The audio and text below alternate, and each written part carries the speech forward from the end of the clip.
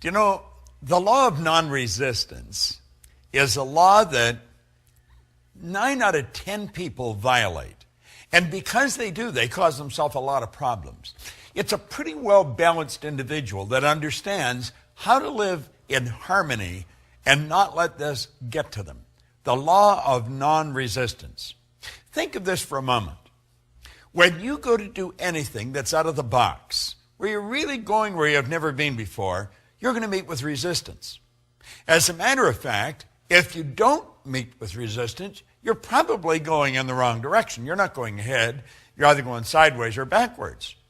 Resistance is a signal that you're moving into a new area. However, whatever you resist persists. And what we're suggesting here is that you do not resist the resistance. Now that sounds like a bit of a mouthful, but understand this. You and I are programmed to resist resistance. That's part of our animalistic nature, fight or flight. What we want to do is master this. And instead of fight or flight or react, let's respond.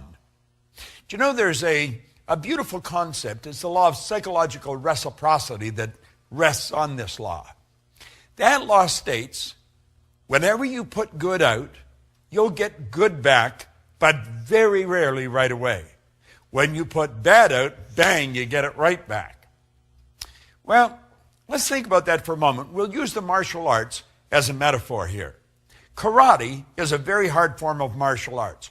You whack me, I whack you. You kick me, I kick you. And we beat the daylights out of each other. That's resisting resistance. Karate is not the way we want to approach this.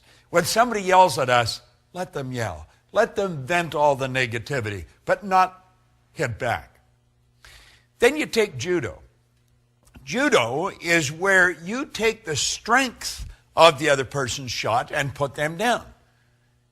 You don't win much doing that. It's reported that Sir Winston Churchill was a master at psychological judo. One time, Bessie Braddock, who had been a member of Parliament for Liverpool, said, Sir Winston, you're drunk and disgusting. He said, yes, madam, I am. And he said, you're ignorant. You're ugly. But he said, tomorrow morning, I'm going to be sober. You see, what did he do? He win the battle and lose the war. Lady Esther one time said to him, Sir Winston, if I was your wife, I'd put arsenic in your coffee. He said, madam, if I was your husband, I would drink it. Resisted. He loses. George Bernard Shaw apparently had sent Sir Winston an invitation to Pygmalion when it came out in London. That we probably know better as My Fair Lady today. And on the invitation, he put a written note, bring a friend if you have one. Sir Winston sent him a note back and saying that he was sorry he was tied up opening night, but he said if the play's still running the second night, I'd be glad to come and see it. Now, you see, psychological judo, you put the person down with the strength of their shot. You win the battle, but you lose the war. Now, there's another way to do it, the non-resistant way. It's called aikido. That's where you take a shot at me, I duck and let it keep on going. I take it and I duck and keep. You kick, I duck and keep on, let it keep on going. I do not let you touch me. I don't fight back. I stay fresh. And when you've vented all your negative energy, I'm as fresh as a daisy and I can lead you to where you want to go. That's non-resistance.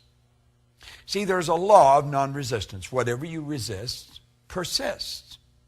So the next time you meet with resistance, rather than fight back, just let it go. It's not that important. And if you can get this law down pat, I guarantee you, you're going to have a good trip all the way to the top. Because you see, it's whenever we get out of the box, when we're moving ahead. I'm working on a new project. In fact, I've been working on it for a year. I have met with enormous amount of resistance. I just let it go. I just let it go.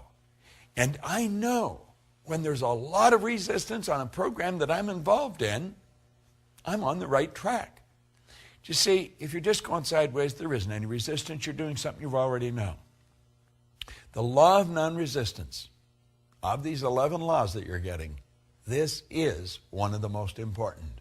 Burn it into your mind. And remember, don't react, respond.